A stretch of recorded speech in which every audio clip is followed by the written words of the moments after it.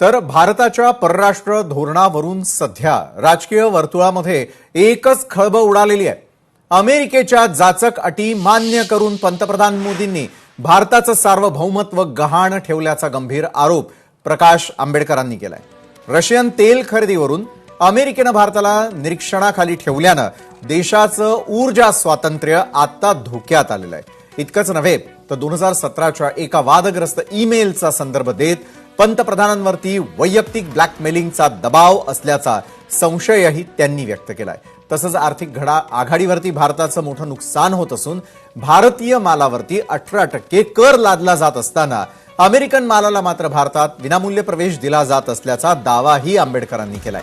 दरम्यान कॅनडाप्रमाणे ठाम भूमिका न घेता भारताला अमेरिकेचे 51वर राज्य बनवल्याची बोचरी टीका करत संरक्षण क्षेत्रातही 114 राफेल खरेदीत सोर्स कोड न मिळाल्यास सुरक्षा रडार अपडेटसाठी भारताला कायमस्वरूपी परकीयांवरती अवलंबून राहावं लागेल असं प्रकाश आंबेडकरांचं म्हणणं आहे। आणि या संदर्भात थेट चर्चा करण्यासाठी आपण आजच्या न्यूज प्लॅनेटच्या एपिसोडमध्ये आमंत्रित केलेलं आहे स्वतः प्रकाश आंबेडकर यांना। प्रकाश आंबेडकर जी आपलं खूप खूप स्वागत। खरं तर बऱ्याच गोष्टींसंदर्भात मला आपल्याशी चर्चा करायची होती आणि त्याला मूळ कारण हेच आहे की आतापर्यंत आपले काही स्टेटमेंट्स, पत्रकार परिषदा आणि त्यातून थेट कोणीही देश यावा, भारताला ब्लॅकमेलिंग करावं, सरकारला कोंडीत पकडावं असं आपल्याला का वाटतं? नेमकं काय चालू आहे जगभरात आणि भारतात?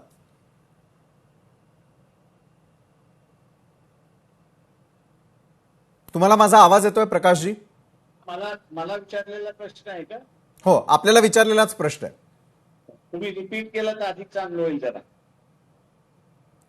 मी परत एकदा आपल्याला प्रश्न करतोय की सध्या जगात आणि देशात नेमकं सुरू आहे तरी काय? जे एक महत्वपूर्ण स्टेटमेंट आपण केलेलं होतं त्यानुसार एक गोष्ट स्पष्ट होताना दिसतेय की कोणताही देश यावा आणि त्यानं भारताला ब्लॅकमेलिंग करावं। या वाक्याचा अन्वयार्थ काय आहे? ते मी कुठल्याही देश असं नाही म्हटलेलं आहे। त्या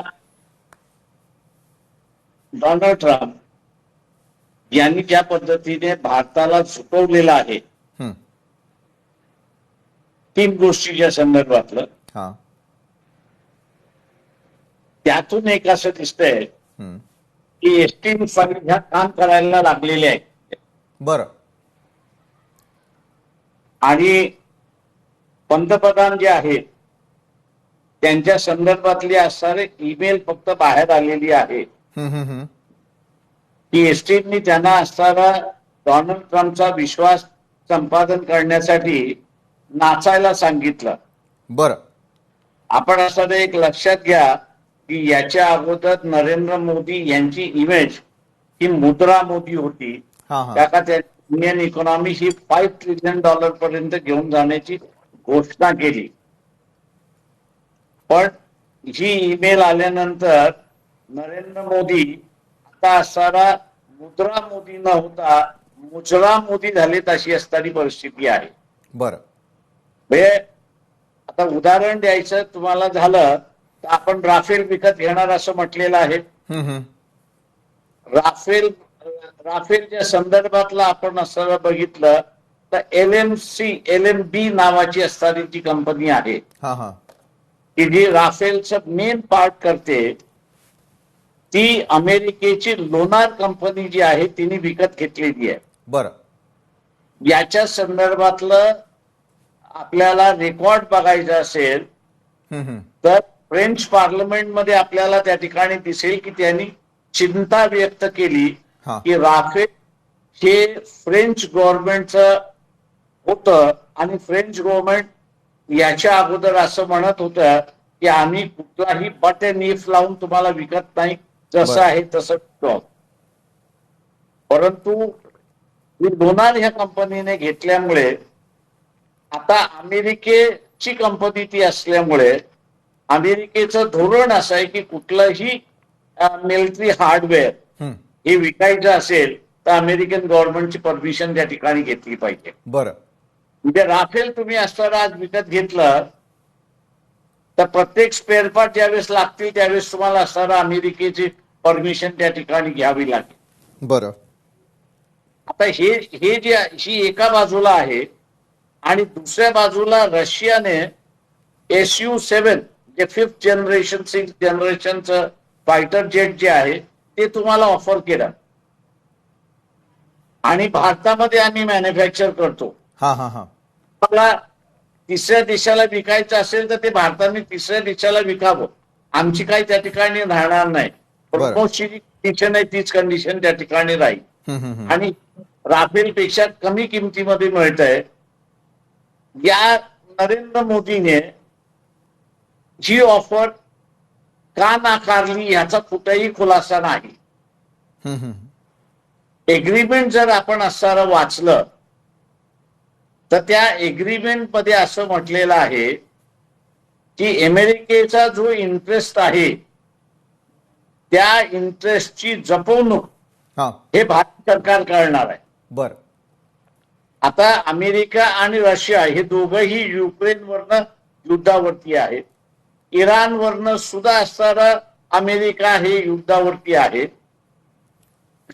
भारताचं धोरण आपण असणारं बघितलं की आम्ही रशियन स्वस्त मिळणारं तेल घेणार नाही, पण व्हेनेझुएलावरनं जे महागडं मिळतंय ते आम्ही त्या ठिकाणी घेणार. बरं दुसरं आपण असं बघितलं चबर नावाचं असणारं जे पोर्ट आपण बांधलं इराणमध्ये.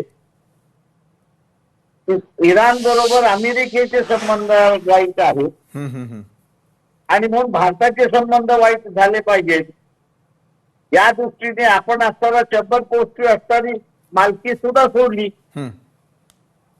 त्याच्यामुळे असताना हे सरकार पूर्णपणे हा डिमांड करतोय मी की ती एग्रीमेंटची कॉपी त्या ठिकाणी द्यावी. बर मीडिया जी आहे आणि मीडियाच्या मालकांना माझं असणारं आव्हान आहे की तुम्ही इतर बातम्या इथल्या दाबा त्याच्याबद्दल काही हे नाही, पण देशाला अमेरिकेशी गुलाम केलं जात आहे. बर सॉव्हरेनिटी खतरेमध्ये आणलं जात आहे. सॉव्हरेनिटी शिल्लक राहत नाही. अमेरिकन इंटरेस्ट हे भारताला जपावं लागणार.